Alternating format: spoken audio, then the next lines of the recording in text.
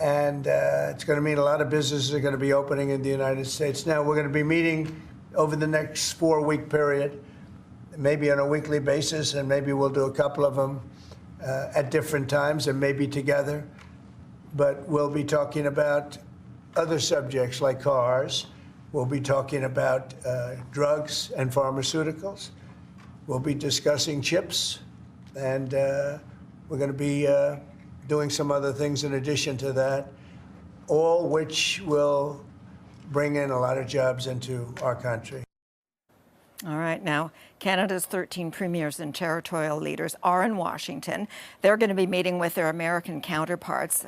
They're there on a trade mission. Now they're dealing with these tariffs on aluminum and steel. That's been added to the portfolio, to the discussions that will be happening over the next few days. CTV's Judy Trin is traveling with the premiers. Okay, Judy, how was what happened today with the executive order initiating this 25% tariff on aluminum and steel going to change the conversations?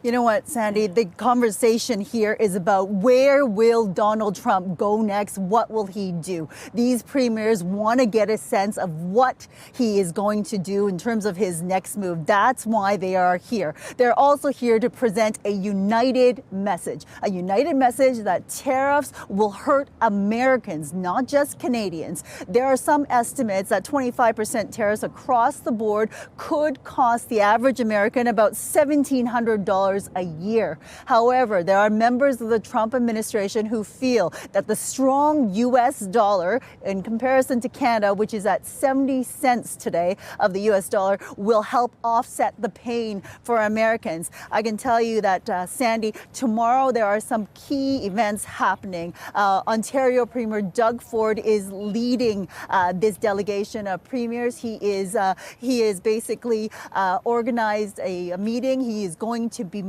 presenting to the U.S. Chamber of Commerce tomorrow, as well as meeting behind closed doors with U.S. Republican Senator Kevin Cramer of North Dakota. Now, Sandy, he is a key ally of Donald Trump, and he's part of two key committees, the Armed Forces Committee as well as the Banking Committee. You'll recall, Sandy, that Donald Trump has said that NATO nations should now spend 5% of their GDP on defense, not just what Canada is doing right now. Canada now is at 1.37%, but there's a goal which the leaders want. The leadership contenders of the Liberals are aiming for 2% within 2 years. That's still way short of what Donald Trump is asking for, Sandy. Right. A lot to unpack tomorrow and over the next few days. Okay, Judy, thank you. Absolutely. Now, the Prime Minister has not reacted yet to word of these new tariffs. That's because he's in Paris attending an AI summit, and it is overnight. It is late there now. But Canada's ambassador to France, Stéphane Dion, had stern words for the Americans, telling them not to threaten neighbors. And this comes after Donald Trump also said that he's serious about annexing Canada. CTV's Rachel Aiello is traveling with Justin Trudeau. Okay, Rachel, take us back to what happened earlier. Sandy, Prime Minister Justin Trudeau has yet to comment on Trump's latest. His focus so far today, selling Canada to a global audience. We have all the building blocks for the future of the world's economy. Today, Justin Trudeau pitched a crowd of artificial intelligence execs and business leaders on Canada as a place to invest. We have renowned academic institutions, innovative businesses, prolific tech incubators, and the best educated workforce of all OECD countries. Trying to clear new paths for Canadian companies in the face of economic insecurity at home, the federal government is in the middle of a European charm offensive on trade. And now that we see that, unfortunately for now at least, the US administration is not as reliable as we thought, not respecting treaties as we thought, we need Europeans and Canadians to work very closely. Donald Trump's talk about NATO and taking over Greenland have left many of the allies that Trudeau traveled abroad to reconnect with also feeling uneasy. The European Union is the second biggest economy in the world. But according to Global Affairs, only 57% of Canadian companies are leveraging the trade agreement known as CETA. While it's in effect, there's been challenges ratifying it in some of the 27 member states, something experts have compared to Canada's interprovincial trade challenge.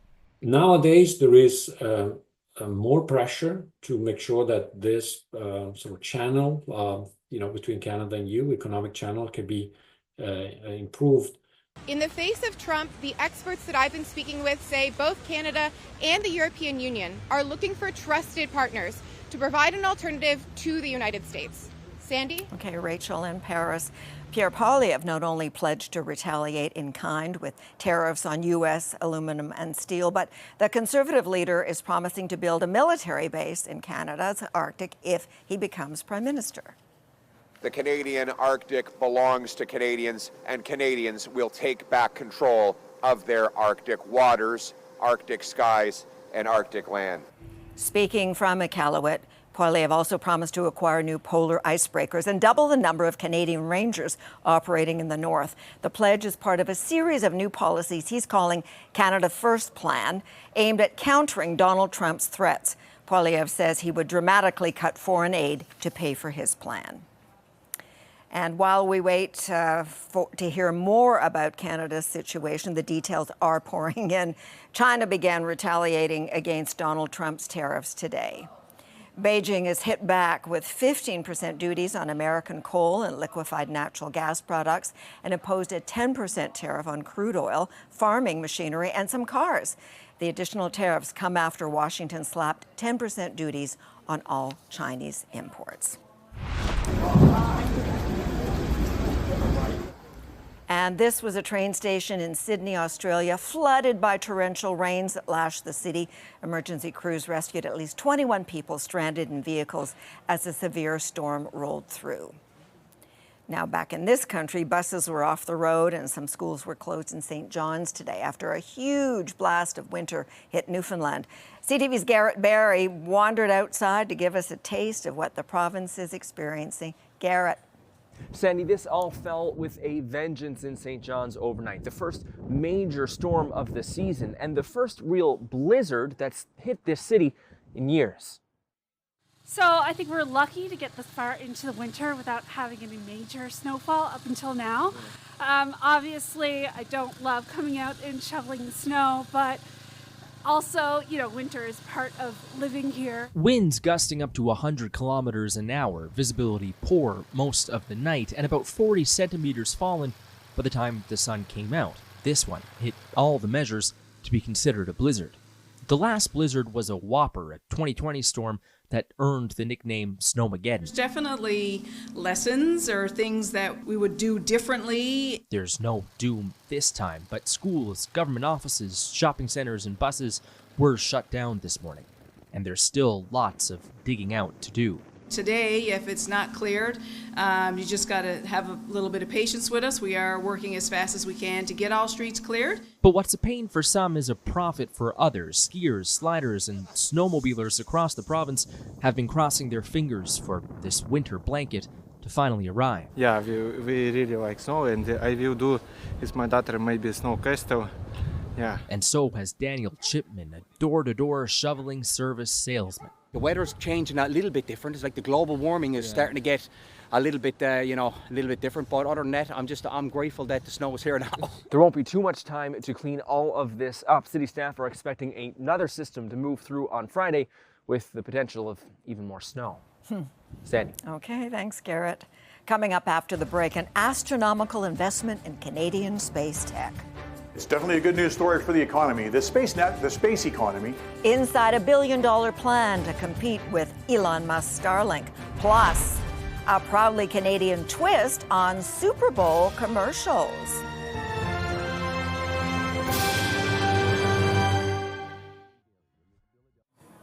The push to buy Canadian has taken on greater momentum, and companies that compete directly with their American equivalents are making the case for why that's a valid argument. CTV's John Valley-Rao profiles one company which today announced a huge investment. John? Sandy, we're at the new headquarters for MDA Space in Brampton, Ontario. They're in the business of building robotics and satellite systems. Proudly Canadian, they've been in business for more than half a century.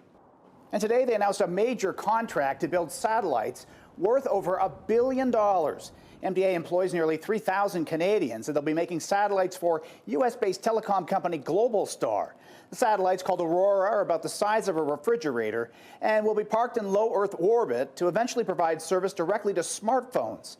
Backed by Apple, the plan could take some market share from Elon Musk's Starlink. We had a chance to speak with the CEO today, who said despite tariff threats, the orders aren't slowing down. Our pipeline is very busy. Our pipeline is full of customers around the world. And as you can see from our announcement today, we're able to continue to proceed in a very positive manner with our U.S. partners and customers. It's definitely a good news story for the economy. The space economy, the space sector, I guess, of the economy is expanding tremendously. Now, they are trying to figure out what impact tariffs would have on their business, but the fact that the deal is still going ahead is a good sign. The plan is for MDA to build an additional 50 satellites at a manufacturing plant in Montreal, which will feature robotic assembly. And by this time next year, this Canadian company hopes to be able to build 2 satellites a day. Sandy. All right, John, thank you. Still ahead, a candid conversation with Prince Harry. Royal reflections on the Invictus Games and fatherhood.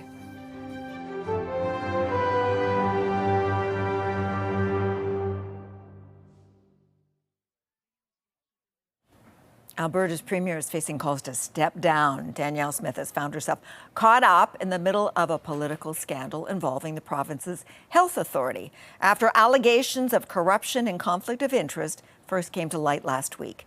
CTV's Kathy Lee is in Calgary following this story. And Kathy, how is the premier implicated?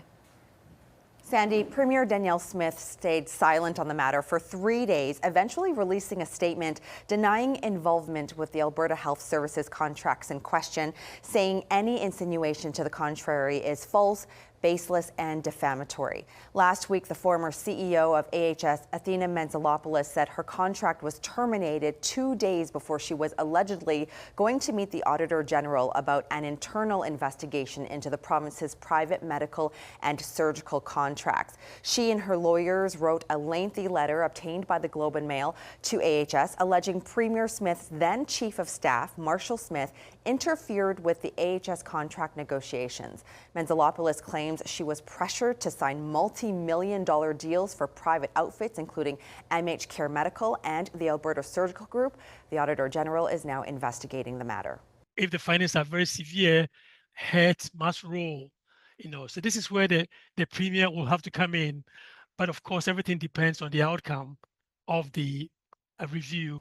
MH Care Medical and the Alberta Surgical Group tell CTV News the claims against them are false. The leader of the opposition has called for Smith's resignation and demanded a full RCMP investigation and an independent judicial-led public inquiry. Smith has asked for an expedited review. Sandy. CTV's Kathy Lee. Now, one province over, and the first winter edition of the Invictus Games has kicked off in Vancouver. CTV News chief anchor Omar Sachedina had a casual sit-down with Prince Harry, who founded the competition for wounded military members and veterans.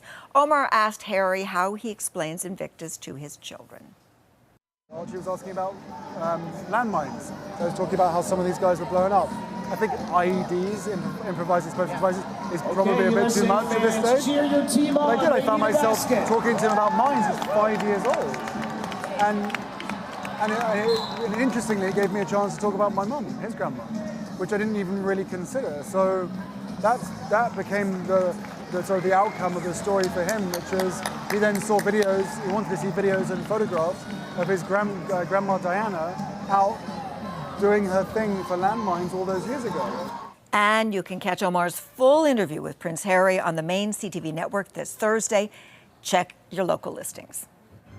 After the break, selling true patriot love. How companies tried to capitalize on Canadian pride during the Super Bowl.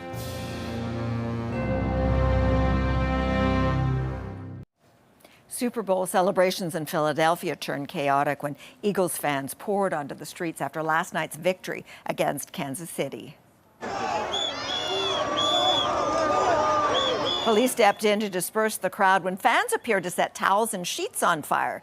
The Philadelphia Eagles are planning a victory parade on Friday after they destroyed the Chiefs last night. Well, flashy commercials have always been a part of the Super Bowl experience, but if you were watching the game, you might have noticed a patriotic message being telegraphed directly to you from companies eager to prove their Canadian credentials. CTV's Scott Lightfoot now on the airwaves battle to win hearts and minds. A whole lot of Canadian pride goes into what we do at Kraft. It's not so much the product that's being marketed these days, but more where it's from. Prepared here in our factory in Montreal, Quebec. With a looming tariff war on the horizon, companies are pushing their patriotism to consumers. This is an opportunity for Canadian manufacturers and Canadian producers to pick up incremental sales. From television to train stations. At Union Station, commuters are greeted with signage proudly proclaiming that dairy producer Lactalis' products are free of American cheese. The company says the campaign was originally planned pre-tariff talk. And we found that 85% of Canadians actually wanted to make it easier to find Canadian-made product. Hey, I'm not a lumberjack or a fur trader. But perhaps not since Molson's I Am Canadian ad from 25 years ago has there been such a rush of Canadian pride from advertisers. Even in a world where there are multiple factors that go into a consumer's decision, right now, the importance of being from Canada has been activated. So while it might not get every customer of a certain brand to change, it'll get a significant number of those customers to change. Most commercials don't mention the tariff threat or the man making said threats, but this commercial for a Quebec restoration company shows an American couple having to enlist a Canadian service under the watchful eye of their president. But don't tell anyone. Bonjour. Oh, the good old football game. It's the second best game you can name. And while the ads may help to sway consumers who are in a buy Canadian mood, it may not always be easy to tell just exactly what being proudly Canadian means. There's the issue of produced in Canada versus made in Canada. Produced in Canada means a much greater percentage of the product is made in Canada. Made in Canada only means 51% or more. So that's one aspect. The other is who are the actual owners of the company that is selling these products. And many of our companies are owned by American international companies. Scott Lightfoot, CTV News, Toronto. Thank you for sharing your time with us. I'm Sandy Ronaldo. Omar will be here later. But first, your local CTV News is coming up. We'll see you tomorrow, we hope. Bye for now.